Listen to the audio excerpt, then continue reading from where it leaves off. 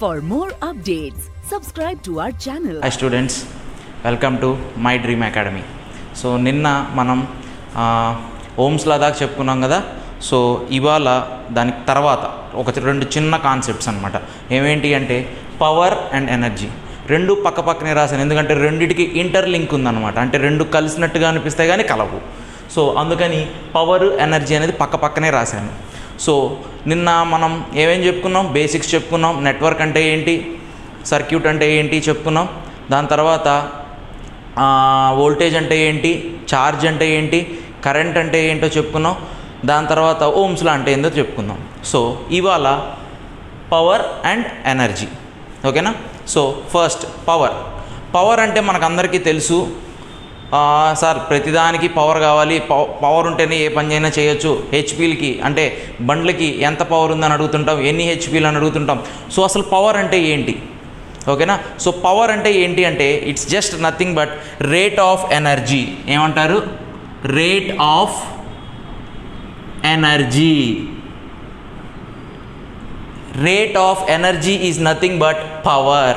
So rate of energy, rate అని వచ్చిందంటే నిన్న కూడా మనకి చూసాము, వోల్టేజ్ దగ్గర కూడా వచ్చింది రేట్ ఆఫ్ ఛార్జ్ అని చెప్పి. సో రేట్ వచ్చింది అంటే so power P is equal to dW/dt, or ఎలా అయినా రాసుకోవచ్చు, లేదు అంటే W/T ఎలాగైనా రాసుకోవచ్చు, ఓకేనా. ఈ ఫార్ములా కొద్దిగా ఇంపార్టెంట్. నెక్స్ట్ దీన్నే ఇంకొక మెథడ్లో ఏం చెప్తారంటే, ఈ మధ్య కొత్త ట్రెండ్ అయింది, క్వశ్చన్స్ కొత్త ట్రెండ్గా ఇస్తున్నారు. ఆ ట్రెండ్లో ఏం చెప్తున్నారంటే నెక్స్ట్ది డి వచ్చింది కదా. డి అంటే ఏంటిది, డిఫరెన్షియేషన్, ఓకేనా. డి అంటే ఏంటిది, డిఫరెన్షియేషన్. డిఫరెన్షియేషన్ అంటే ఏం లేదు, డిఫరెన్షియేషన్ ఇంటిగ్రేషన్ రెండు పార్ట్స్ వస్తాయి. డిఫరెన్షియేషన్ అంటే ఏంటి అంటే ఫర్ ఎగ్జాంపుల్ ఒక పెద్ద రాడ్ తీసుకున్నాము, ఆ రాడ్లో ఒక చిన్న యూనిట్ లెంత్ మనకు తెలిసింది. సో ఆ రాడ్ యొక్క లెంత్ మొత్తం తెలుసు మనకి, ఒక 10 మీటర్స్ అనో 20 మీటర్స్ అనో రాడ్ లెంత్. అందులో ఒక చిన్న పార్ట్ అంటే 1 సెంటీమీటర్కి ఎంత ఉంది అని కనుక్కోవడానికి మనం డిఫరెన్షియేషన్ వాడతాం. అంటే పెద్దది ఇచ్చి చిన్నది కనుక్కోవడానికి డిఫరెన్షియేషన్ వాడతాం, ఓకేనా. సో పెద్ద వాల్యూ ఇచ్చి మనకి చిన్నది ఏదైనా కనుక్కోమన్నారు అంటే అప్పుడు డిఫరెన్షియేషన్ అనేది వాడాలి. లేదు మనం ఇంటిగ్రేషన్ ఎప్పుడు వాడతాము అంటే చిన్న వాల్యూ, ఏదైనా ఒక చిన్న వాల్యూ ఇచ్చి పెద్దది కనుక్కోమన్నప్పుడు ఇంటిగ్రేషన్. అంటే ఒక చిన్న ఒక 1 సెంటీమీటర్ చాక్ పీస్ ఇచ్చాడు. సో టోటల్ చాక్ పీస్ ఒక 10 సెంటీమీటర్స్ ఉందనుకోండి, ఆ 10 సెంటీమీటర్స్కి ఎంత అవుతుంది అని కనుక్కోమన్నప్పుడు మనం ఇంటిగ్రేషన్ వాడతాం అనమాట. సో ఇక్కడ కూడా పవర్ అంటే ఏం చెప్పొచ్చు అంటే సింపుల్గా the differentiation of energy, the differentiation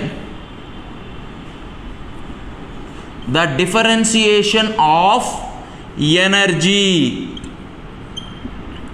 is called power. ఇది కొత్తగా అడుగుతున్న డెఫినేషన్స్, అంటే ట్రెండ్ మార్చాడు. డెఫినేషన్లు అడగటల్లా, ఎందుకంటే అందరు డెఫినేషన్లు చదువుతున్నారని కొద్దిగా లోపలికి వెళ్ళినట్టు, అంటే ట్రెండ్ మారిన క్వశ్చన్స్ అనమాట, ఓకేనా. So the differentiation of energy is called power. Next మూడోది ఏంటి అంటే ఇక్కడ పవర్లోనే మనం చూడాలి అంటే యూనిట్స్ చూడాలి. మనం నిన్న చూసాం కదా చాలా యూనిట్స్ వస్తున్నాయి. సో ఇప్పుడు పవర్లో కూడా ఏమైనా యూనిట్స్ వస్తున్నాయా అని జాగ్రత్తగా చూడాలి. ఫస్ట్ మనందరికీ తెలిసిన యూనిట్స్ ఏంటి పవర్కి, మనకందరికీ తెలిసిన యూనిట్స్ పవర్ అంటే ఏంటిది, వాట్స్, అవునా. సో WATTS వాట్స్ అని అందరికీ తెలుసు, కానీ ఎగ్జామ్లో అడుగుతాడా, అడగడు. నెక్స్ట్ సెకండ్ చూడండి, ఇప్పుడు చూడండి power P is equal to V × I, ఇది మనందరికీ తెలుసు, అవునా. So power P is equal to V × I కాబట్టి దీని నుంచి మనం ఎలా రాసుకోవచ్చు, వోల్టేజ్ని ఓమ్స్లా ప్రకారం V is equal to IR కదా. సో ఇక్కడ నేను IR రాస్తున్నాను, ఇంటూ ఆ I అలాగే రాశాను. సో దాని నుంచి ఏమైంది I²R. సో I²Rని మనం ఎలా రాసుకోవచ్చు, I² అంటే ఆంపియర్ స్క్వైర్ ఇంటూ ఓం. సో ఇది కూడా పవర్కి యూనిట్సే, జాగ్రత్తగా గమనించాలి. నెక్స్ట్ థర్డ్ వన్ డైరెక్ట్గా రాస్తున్నా, P is equal to V × I, ఓకేనా. ఇదే P × I, దీని నుంచి డైరెక్ట్గా రాసుకోవచ్చు. వోల్టేజ్కి యూనిట్స్ ఏంది, వోల్ట్, ఇంటూ కరెంట్కి యూనిట్స్ ఆంపియర్. సో ఇది కూడా పవర్కి యూనిట్సే, జాగ్రత్తగా గమనించాలి. ఇది ఒక యూనిట్, ఇది ఒక యూనిట్, ఈ V is equal to IR అనే దాన్ని నేను సబ్స్టిట్యూట్ చేశాను. నెక్స్ట్ ఇంకొక యూనిట్ ఎక్కడి నుంచి వస్తుంది? ఇక్కడ చూడండి, P ఈజ్ ఈక్వల్ టు VIలో నుంచే, P ఈజ్ ఈక్వల్ టు VIలో నుంచే, లేకపోతే పైన రాస్తాను, ఒక్క నిమిషం ఇక్కడ రాస్తాను. So P is equal to VIలో నుంచే మనం ఓమ్స్ లాలో నుంచే I ఈజ్ ఈక్వల్ టు ఏం రాసుకోవచ్చు? V/R రాసుకోవచ్చా? సో ఈ V/R అనే దాన్ని ఇక్కడ సబ్స్టిట్యూట్ చేస్తున్నాను. సో V ఇంటూ V/R అంటే V²/R అంటే వోల్ట్ స్క్వేర్ బై ఓమ్. ఇది కూడా పవర్కి యూనిట్సే, జాగ్రత్తగా గమనించాలి. సో ఇన్ని రకాల యూనిట్స్ మనకి పవర్కి వస్తున్నాయి, జాగ్రత్తగా నోట్ డౌన్ చేసుకోండి. ఇంకొక యూనిట్ కూడా వస్తుంది, ఇదిగోండి 5th యూనిట్. ఇక్కడి నుంచే డైరెక్ట్గా రాస్తున్నా, dW/dt కదా. So P is equal to dW/dt. దీని నుంచి పవర్ ఎనర్జీకి యూనిట్స్ ఏంది? జౌల్స్ బై టైంకి యూనిట్స్ సెకండ్. సో మొత్తం 5 రకాల ఫార్ములాస్ అంటే 5 రకాల యూనిట్స్ ఉన్నాయి పవర్కి, జాగ్రత్తగా చూడండి ఒకసారి. So total 5 units are there for power.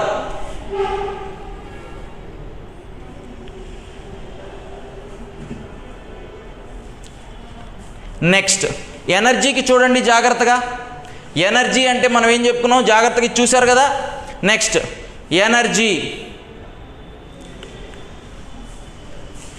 Energy అంటే ఏమి లేదు, సేమ్ ఇక్కడ ఇచ్చిన డెఫినేషన్ లాంటిది ఇద్దాం. ఏంటిది అంటే ద టైమ్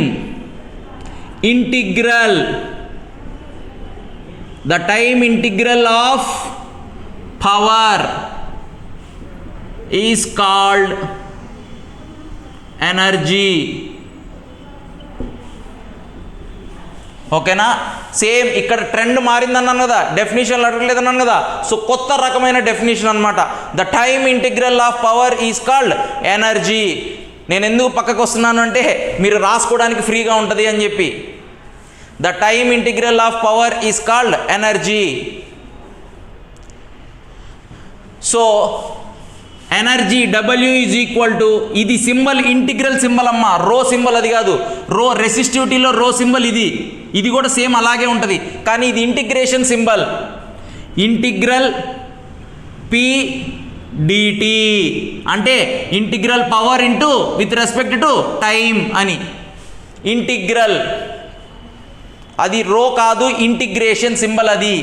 ఇంటిగ్రల్ చెప్పాను కదా, ద టైమ్ ఇంటిగ్రేషన్ అని. ఇందాక ఇక్కడ డిఫరెన్షియేషన్ అంటే చెప్పాను, ఇంటిగ్రేషన్ అంటే చెప్పాను. So the time integral. So దీని నుంచి యూనిట్స్ ఏం రాసుకోవచ్చు మనం చూడండి. యూనిట్స్ ఏం రాసుకోవచ్చు? మనకు అందరికీ తెలిసిన యూనిట్స్ ఏంది? Joules or watt second. Joule or watt second ఏదైనా రాసుకోవచ్చు.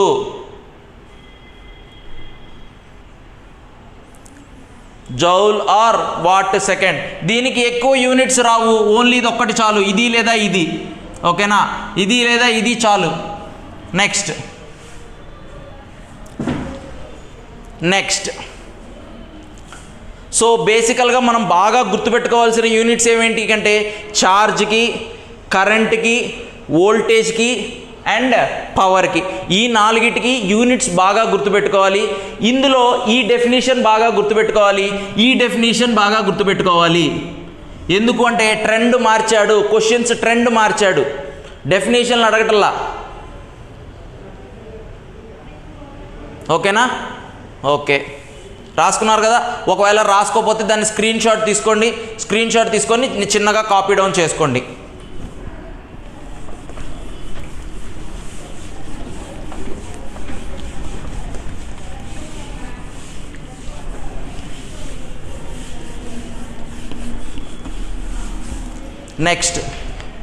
నెక్స్ట్ టాపిక్ ఏంటి అంటే చాలా ఇంపార్టెంట్ టాపిక్.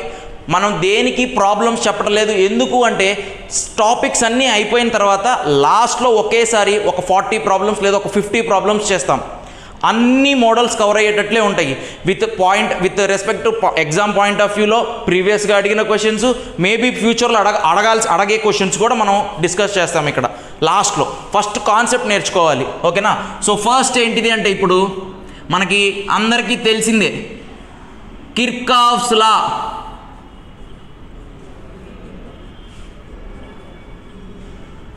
పైకి రాసానా, కనిపించటం లేదా? సరే కిందకి రాస్తాను.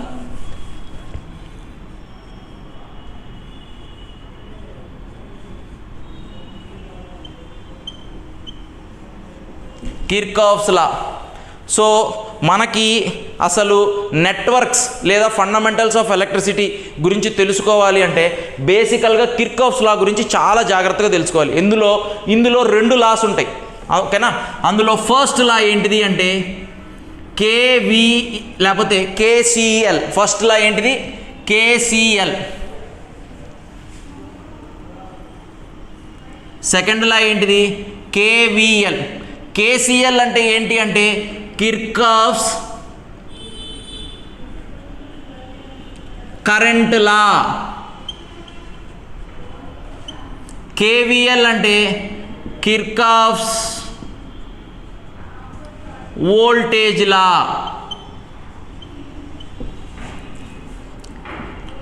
ఫస్ట్ ఏంటిది? కేసిఎల్ అంటే కిర్చాఫ్స్ కరెంట్ లా. సెకండ్ది కేవిఎల్ అంటే కిర్చాఫ్స్ వోల్టేజ్ లా. సార్ ఏం సార్ ఫస్ట్ కేవిఎల్ ఎందుకు రాయలేదు? ఎందుకు? దానికి రీజన్ ఉంది. ఏంటి అంటే కిర్చాఫ్స్ అనే సైంటిస్ట్ కనిపెట్టిన ఫస్ట్ లా, బేసికల్గా కనిపెట్టిన ఫస్ట్ లానే కేసిఎల్, సెకండ్ కనిపెట్టిందే కేవిఎల్. సో అందుకని ఫస్ట్ కేసిఎల్ రాశాను, తర్వాత కేవిఎల్ రాశాను, ఓకేనా. నెక్స్ట్ తర్వాత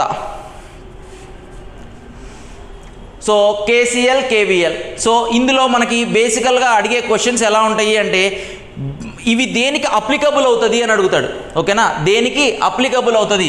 so KVL and KCL are applicable to both AC and DC. So first point ఏంది? కేవిఎల్ కేసిఎల్ దేనికి అప్లికబుల్ అవుతుంది? బోత్ ఏసీకి డీసీకి. అంటే ఏసీ సప్లై ఇచ్చినా మనం కేవిఎల్ కేసిఎల్ అప్లై చేయొచ్చు, లేదు డీసీ సప్లై ఇచ్చినా కేవిఎల్ అండ్ కేసిఎల్ అప్లై చేయొచ్చు. Next KVL and KCL are independent of nature of elements. KVL and KCL are independent of nature of elements. నిన్న చదువుకున్నాం Ohm's law nature of elements మీద depend అవుతుంది. ఎందుకు? Straight line VI క్యారెక్టరిస్టిక్స్లో linear passing through origin అన్నాం కదా. So ఇక్కడ అందుకని అక్కడ నేచర్ మీద డిపెండ్ అవుతుంది ఓమ్స్ లాలో. కానీ ఇక్కడ ఇండిపెండెంట్ అంటే డిపెండ్ అవ్వదు, ఓకేనా. కేసిఎల్ కేవిఎల్ ఎలిమెంట్స్ మీద డిపెండ్ అవ్వదు. Next KVL and KCL are not applicable to distributed parameters. కొంచెం జాగ్రత్తగా వినండి. KVL and KCL are not applicable to distributed parameters. జాగ్రత్తగా వినండి. సార్ కొత్త పదం వచ్చింది, డిస్ట్రిబ్యూటెడ్ పారామీటర్స్. మాకు చెప్పలేదు ఇప్పటిదాకా, చెప్తా. సో ఇక్కడ not applicable to distributed parameters అన్నాడు అంటే దట్ ఈస్, ఓకేనా, that is these are applicable to డిస్ట్రిబ్యూటెడ్కి అప్లికబుల్ అవట్లేదు అన్నాడంటే లంప్డ్ పారామీటర్స్, ఓకేనా. ఇక్కడ కూడా ఒక కొత్త పదం వచ్చింది, లంప్డ్ పారామీటర్స్. సార్ ఈ డిస్ట్రిబ్యూటెడ్ అంటే ఏంటిది, లంప్డ్ అంటే ఏంటిది చెప్తాను ఇప్పుడు, చూడండి జాగ్రత్తగా. So lumped, distributed. Lumped parameters అంటే ఏమి లేదమ్మా, సింపుల్గా చెప్తాను, జాగ్రత్తగా చూడండి. లంప్డ్ పారామీటర్స్ అంటే ఫిజికల్గా మనం చూడగలిగినవి, ఫర్ ఎగ్జాంపుల్ రెసిస్టర్ ఉంది, రెసిస్టర్ని మనం చూడగలం కదా, రెసిస్టెన్స్ని నేను అంటలేదు, రెసిస్టర్ని మనం సింపుల్గా చూడొచ్చు సర్క్యూట్లో, కెపాసిటర్ని చూడొచ్చు, ఇండక్టర్ని చూడొచ్చు, అవన్నీ లంప్డ్ పారామీటర్స్. ఓకేనా, అంటే మనకి ఫిజికల్గా కనిపించేవి, ఫిజికల్గా కనిపించేవి, ఫిజికల్లీ సీన్ రాసుకోండి, ఫిజికల్లీ సీన్ మనం చూడగలిగింది. ఓకేనా, నెక్స్ట్ డిస్ట్రిబ్యూటెడ్ అంటే ఫిజికల్గా మనం చూడలేనివి, అంటే ఫిజికల్లీ నాట్ సీన్ అంటే ఫిజికల్గా మనం చూడలేము. ఎలాంటివి సార్? రెసిస్టెన్స్, జాగ్రత్తగా చూడండి, రెసిస్టెన్స్ చూడగలమా? చూడలేము. కెపాసిటెన్స్ చూడగలమా? చూడలేము. ఇండక్టెన్స్ చూడగలమా? చూడలేము. కానీ అవి ఖచ్చితంగా ఉంటాయి అందులో. సో డిస్ట్రిబ్యూటెడ్ పారామీటర్స్ ఎగ్జాంపుల్ ఏంటంటే ట్రాన్స్మిషన్ లైన్, ట్రాన్స్ఫార్మర్ కాదు అది, ట్రాన్స్మిషన్ లైన్ని మనం కానీ చూస్తే అందులో రెసిస్టెన్స్ ఉంటుంది, ఇండక్టెన్స్ ఉంటుంది, కెపాసిటెన్స్ ఉంటుంది, కండక్టెన్స్ కూడా ఉంటుంది. రెసిప్రోకల్ ఆఫ్ రెసిస్టెన్సే కండక్టెన్స్. ఇవన్నీ ఉంటాయి కానీ మనం చూడగలమా? చూడలేము. సో అలాంటి వాటికి ఎగ్జాంపుల్ ఏంటి అంటే transmission line is example of distributed parameters. So ఇక్కడ ఏం చెప్తున్నామంటే KVL, KCL are not applicable to distributed parameters. ఇలా కనపడకుండా లేని వాటికి మనం అప్లై చేయలేము. మరి దేనికి అప్లై చేయొచ్చు సార్? ఇదిగోండి కనిపించే వాటికి, లంప్డ్ పారామీటర్స్కి అప్లై చేయొచ్చు. ఓకేనా, జాగ్రత్తగా చూడండి. కొత్త పదం 2 వచ్చినాయి. నిన్న మనం క్లాసిఫికేషన్ ఆఫ్ ఎలిమెంట్స్లో యాక్టివ్, ప్యాసివ్ చెప్పుకున్నాం, లీనియర్, నాన్ లీనియర్ చెప్పుకున్నాం. ఈ లంప్డ్ డిస్ట్రిబ్యూటెడ్ కూడా ఒకవేళ రాసుకునే పని అయితే అక్కడే రాసేసుకోండి. ఇదిగోండి కొత్తదికి వచ్చింది.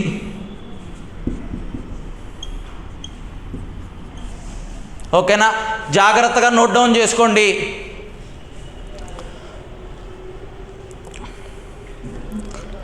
ఓకేనా, నెక్స్ట్ మీరు నోట్ డౌన్ చేసుకునేటప్పుడు వీడియో పాస్ పెట్టి నోట్ డౌన్ చేసుకోండి.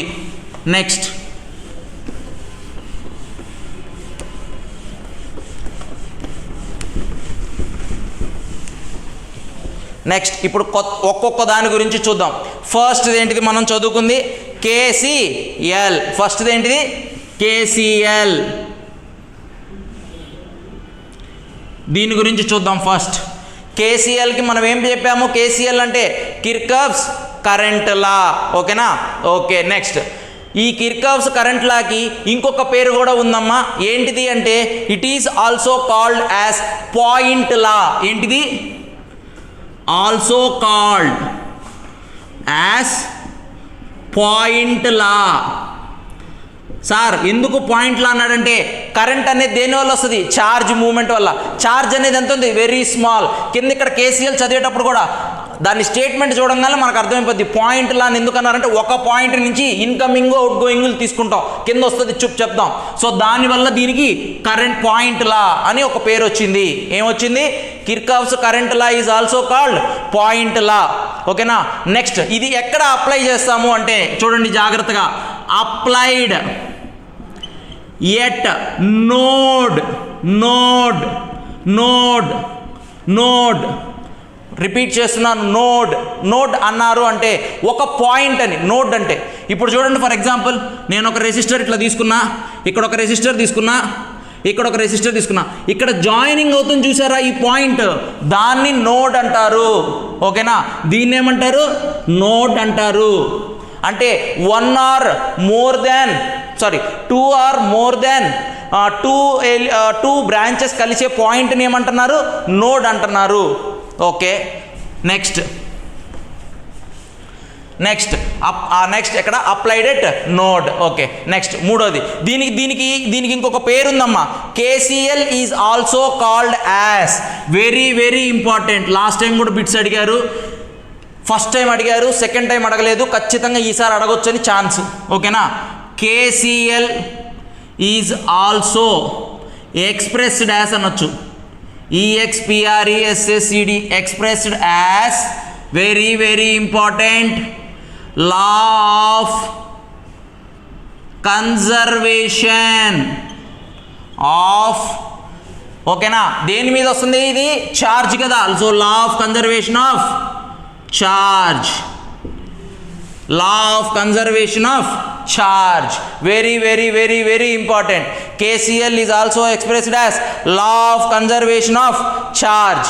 అంటే సింపుల్గా ఏంటంటే law of conservation of charge అనేది charge can neither be created nor destroyed but it can be converted into one form to other form. అంటే ఏం లేదు, ఛార్జ్ని మనం తయారు చేయలేము, డెస్ట్రాయ్ చేయలేము, కానీ ఒక ఫామ్ నుంచి ఇంకొక ఫామ్లోకి, అంటే ఎలక్ట్రికల్ ఎనర్జీ నుంచి కెమికల్ ఎనర్జీలోకి, లేదా కెమికల్ ఎనర్జీ నుంచి ఎలక్ట్రికల్, బ్యాటరీలో ఉంది కదా, బ్యాటరీలో మనం ఏం చేస్తాం, కెమికల్ ఎనర్జీ, లోపల కెమికల్స్ ఉంటాయి, అవి మనకి ఎలా వస్తున్నాయి, బ్యాటరీ సెల్స్లో నుంచి, సో ఎలక్ట్రికల్ ఎనర్జీకి ఉంది, అంటే ఒక ఫామ్ నుంచి ఒక ఫామ్కి, హీట్ ఎనర్జీ నుంచి ఎలక్ట్రికల్కి కానీ, సో అలా కన్వర్ట్ చేస్తారు అనమాట.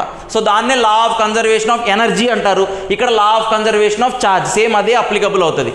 ఓకేనా, సో ఇప్పుడు స్టేట్మెంట్ చూడండి జాగ్రత్తగా,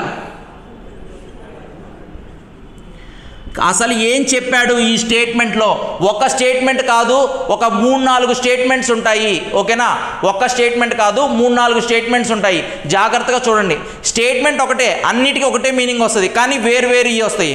ఓకేనా, కింద చూడండి, first statement, algebraic sum of leaving currents in each branch at a node is 0.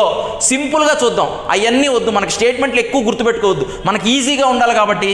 చూడండి ఏమని రాద్దాం, ఫస్ట్ స్టేట్మెంట్ చూడండి, ఆల్జీబ్రిక్ సమ్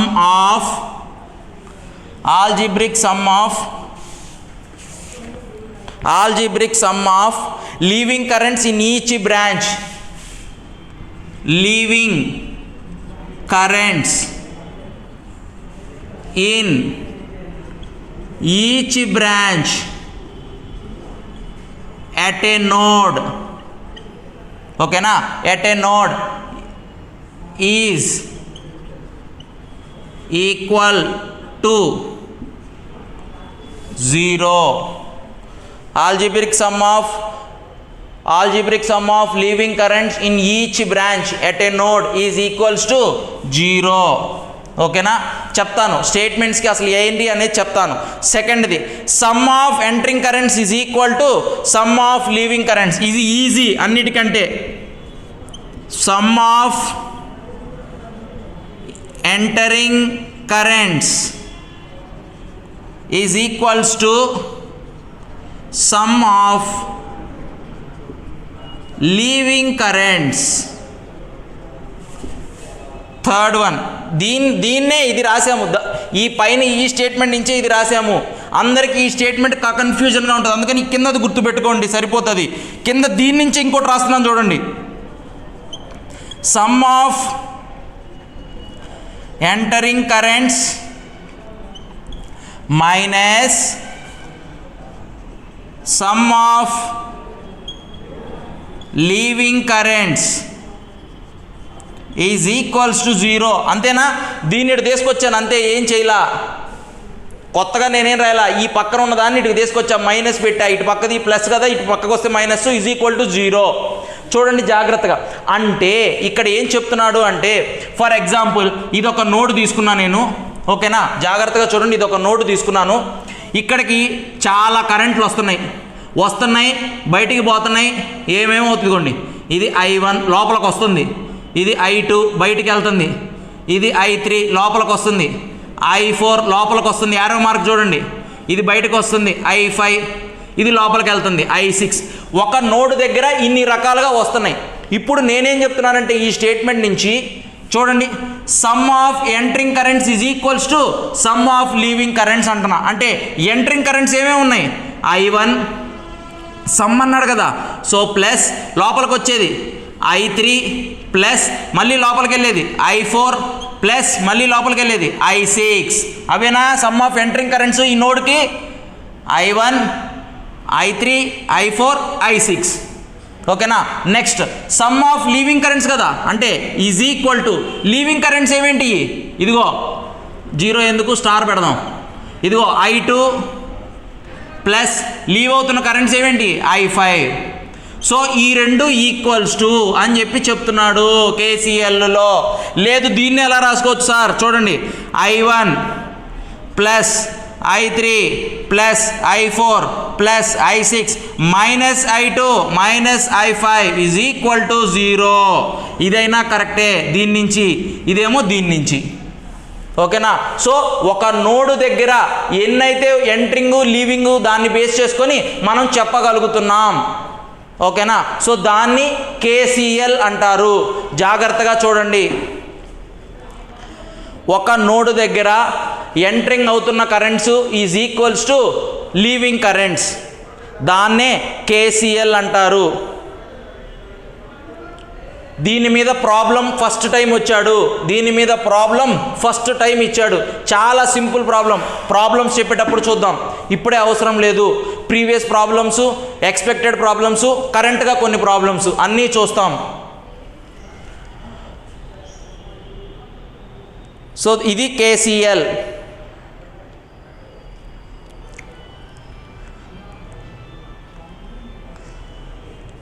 సార్ ఈ రెండిటికి చెప్పారు, ఓకేనా? మరి దీనికి కూడా ఏమైనా ఈక్వేషన్ వచ్చిద్దా? వస్తుంది, చూడండి. లీవింగ్ కరెంట్స్ అంటున్నాను కదా, సో నేనేమనుకుంటున్నానంటే ఎంటరింగ్లన్నీ పాజిటివ్లు అనుకుంటున్నా, లీవింగ్లన్నీ నెగిటివ్ అనుకుంటున్నా. సో ఎంటర్ అయ్యే కరెంట్స్ ఏమేంటి? I1, ఓకేనా? తర్వాత I2 అనేది లీవ్ అవుతుంది కదా, సో మైనస్ I2, ఓకేనా? నెక్స్ట్ మూడోది ఏంటిది? Plus I3 plus I4 minus I5, ఎందుకు బయటికి వెళ్ళిపోతుంది కదా, plus I6 is equal to 0. పెద్ద తేడా లేదు దీనికి, ఓకేనా? ఈ కింద చెప్పిన దానికి ఈజ్ ఈక్వల్ టు 0, రెండింటికి పెద్ద తేడా లేదు. ఇక్కడ వరుసగా రాసా, ఇక్కడ ఏంటంటే ఇటు పక్కన ఉన్న పక్కకు తీసుకొచ్చి రాసా, అంతే తేడా, అన్నీ ఒకటే. మీరు ఇది కష్టంగా ఉంది సార్ నాకు అంటారా? ఈ రెండు గుర్తుపెట్టుకోండి, ఇదో ఏది గుర్తుపెట్టుకున్నా ఆన్సర్ వచ్చేస్తుంది. పాయింట్ దగ్గర మనకి sum of entering currents is equals to leaving currents, అది బేసికల్గా గుర్తుపెట్టుకోవాల్సింది.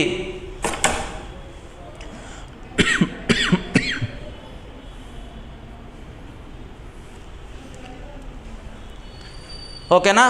Next KVL. నెక్స్ట్ ఏంటిది? KVL. సేమ్ ఇలాగే చూడాలి KVL కూడా.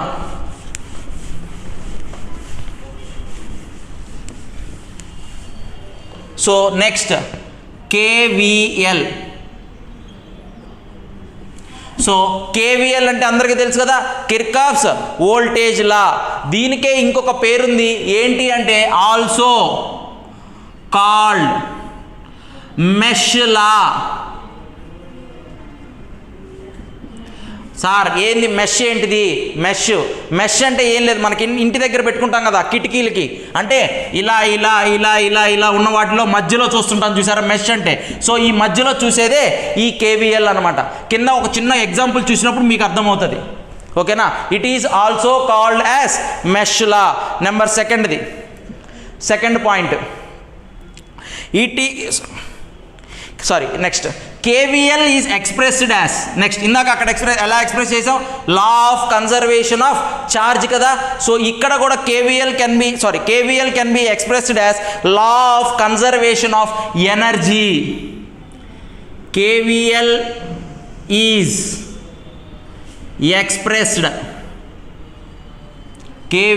Is expressed as law of conservation of energy.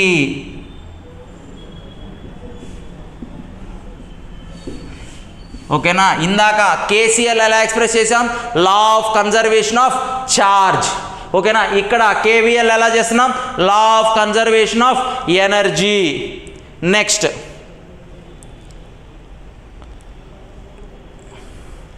Next ఇక్కడ ఏంటి అంటే స్టేట్మెంట్. ఇప్పుడు ఏంటిది? స్టేట్మెంట్.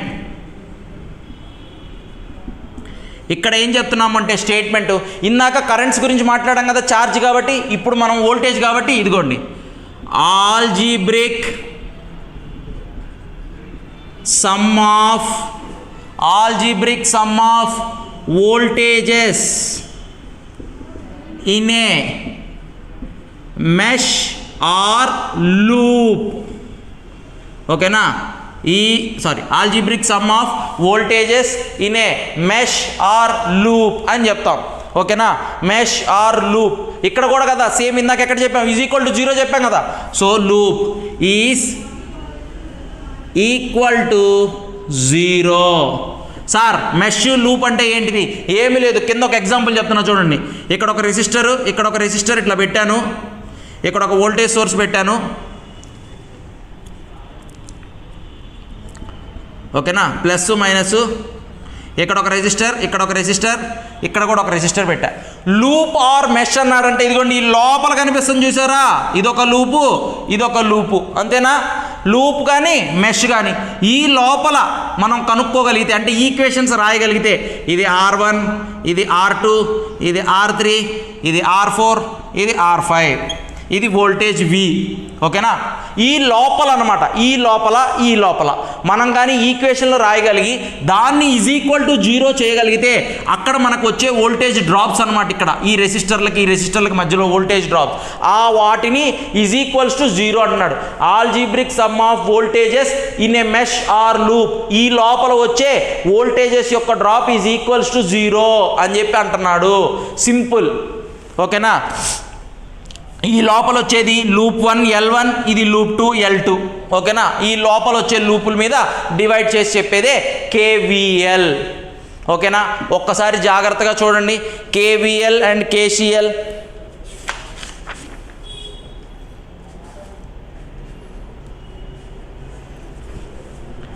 KVL KCL ఒక్కసారి జాగ్రత్తగా చూడండి.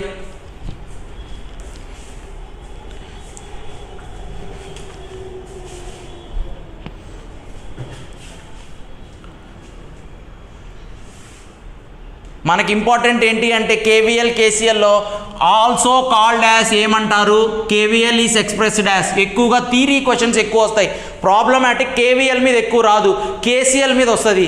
KVL మీద వచ్చినా కూడా చాలా చిన్న ప్రాబ్లం వస్తుంది, ఓకేనా. అది చాలా ఈజీ ప్రాబ్లం, మనం చెప్పుకుందాం అక్కడ. కేవలం మనకి V is equal to IR ఒక్కటి గుర్తుపెట్టుకున్నామంటే, ఓమ్స్ లా గుర్తుపెట్టుకున్నామంటే KVL మీద ప్రాబ్లమ్స్ చాలా ఈజీగా చేసేయచ్చు, ఓకేనా. సో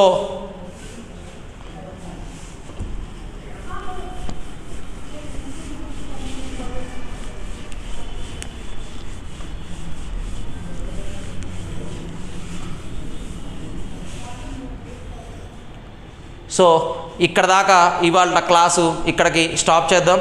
ఒకవేళ నా క్లాస్ కానీ మీకు నచ్చితే లైక్ చేయండి, subscribe to my dream academy. Thank you.